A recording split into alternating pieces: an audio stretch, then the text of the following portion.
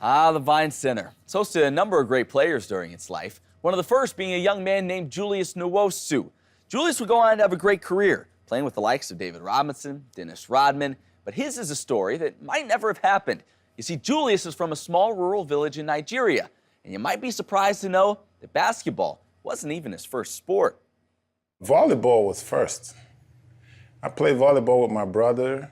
We were all boys, so we all play volleyball. Between volleyball, I was playing soccer as well, because when I go to school, it's soccer. Everybody plays soccer. So there's a guy, his name, we call him Engine Knocker, so he's like real strong. I don't know, they made him out of a steel or something. So he grabs me one day, said, if I ever see you play volleyball or any other sports, I'm gonna kill you. He grabs me and pulled me over to basketball. That was it. I think I was about 14 or 15. I played basketball since then. Julius's path to Liberty basketball came thanks to a traveling missionary who approached Julius at a crusade. And he was like, do you play basketball? I said, yeah. He didn't really quite believe me, but he was like, really? I was like, yeah. He was like, can you spin the ball in your finger? I was like, yeah. He said, I'm from Lutherite Seminary. My school doesn't have basketball.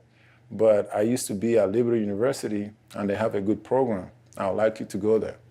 And then he went back, took my pictures, gave it to Coach Myers and everybody. They looked at it like, okay, let me try it. The coaching staff was taking a chance. Many players from similar backgrounds simply don't work out. But there was something in young Julius that gave them hope. His adjustment to a new culture, however, would not be easy. It took me a while. It took me like about a month or two to actually understand what people are saying. Not that I didn't speak English, because in Nigeria we speak English. I'll go to class, I don't understand anything. So I take a tape recorder, go to class and record everything, come back and listen it over again, and then I get it.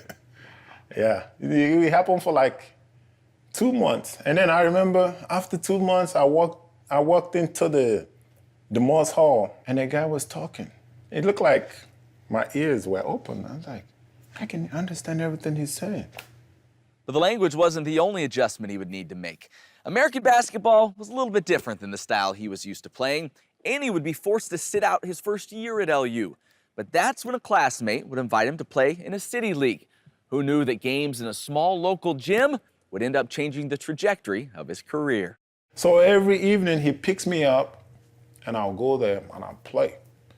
All that I keep improving, just like picking up the game quick. When it comes to being athletic, I was like top of the line, top of the chain, I could flat out run, do anything. I play soccer, play volleyball, so I think that's what helped me, because I can make a mistake and catch up. First day of practice, I was just right there with everybody.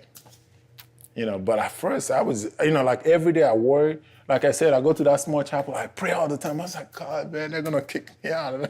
I'm not even good enough, I don't think, they say I'm so good, they hype everything up, but I don't think I can measure up to what they're telling me, But I was glad, like, I had that year off. I used that year and work. Because every day I get out of class, I come to the gym, play, shoot, do whatever. He did more than just hold his own during his career at Liberty. Julius would be a two-time all-conference player, finish with over 1,200 points, and even have his jersey retired. And that was just the start of his career. And when I graduated, I went to Spain. I tried out with Dallas. And Detroit, Lakers. They all have interest to get me back to the training camp. But my agent, preferred me going to Europe, playing in a good league, and then come back the next year and try it again, which worked. I'm feeling like, okay, I'm good now. So the Spurs invited me to a mini camp. I came down, man, I put it on the guys. They were like, man, that kid can play. And then after the mini camp, everybody was supposed to break and go home. They didn't let me go. They were like, stay. And then they brought in Terry Cummins, J.R. Reed, play one-on-one with me, did the same thing again. They're like, man, we got a kid, he's a keeper. Julius played the 94-95 season with the Spurs before going back overseas. All told, he played in 14 different countries.